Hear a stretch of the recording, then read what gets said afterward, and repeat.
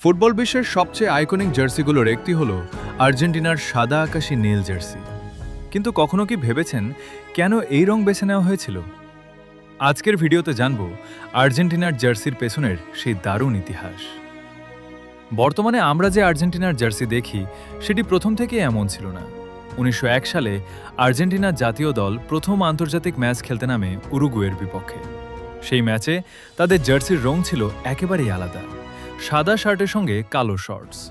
এরপর কয়েক বছর ধরে আর্জেন্টিনা বিভিন্ন রঙের জার্সি ব্যবহার করে, কখনো পুরো নীল, কখনো সাদা। তখনও কোনো নির্দিষ্ট পরিচয় তৈরি হয়নি। ১৯০৮ সালের দিকে আসে বড় পরিবর্তন।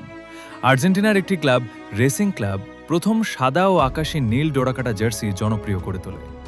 সেই রং অনুপ্রাণিত ছিল আর্জেন্টিনার জাতীয় পতাকা থেকে। পরে জাতীয় দলও একই রং গ্রহণ করে এবং ধীরে ধীরে সেটাই হয়ে ওঠে তাদের স্থায়ী পরিচয়। আসলে আর্জেন্টিনার পতাকার আকাশী নীল ও সাদা রঙের পেছনেও রয়েছে ইতিহাস। ১৮১২ সালে স্বাধীনতা আন্দোলনের সময় জেনারেল ম্যানুয়েল বেলগ্রানো এই রং ব্যবহার করেন। অনেকের মতে আকাশের রং এবং মেঘ থেকেই তিনি অনুপ্রাণিত হয়েছিলেন। সেই থেকেই সাদা আকাশী নীল হয়ে ওঠে আর্জেন্টিনার জাতীয় পরিচয়ের প্রতীক।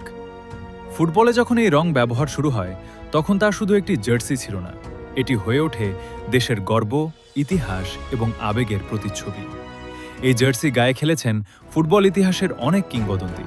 দিয়েগো মারাদোনা বিশ্বকাপ জিতেছেন এই জার্সিতে, আর লিওনেল মেসি তো ২০২২ সালে কোটি ভক্তের স্বপ্ন পূরণ করে বিশ্বকাপ ট্রফি তুলেছেন এই সাদা আকাশী নীল জার্সি পরেই। তাই আর্জেন্টিনার জার্সির এই রং শুধু সৌন্দর্যের জন্য নয়, এর সঙ্গে জড়িয়ে আছে পুরো একটি জাতির ইতিহাস, স্বাধীনতা আর আবেগ। আপনার কাছে ফুটবল ইতিহাসের সবচেয়ে সুন্দর জার্সি কোনটি? কমেন্টে জানাতে ভুলবেন না।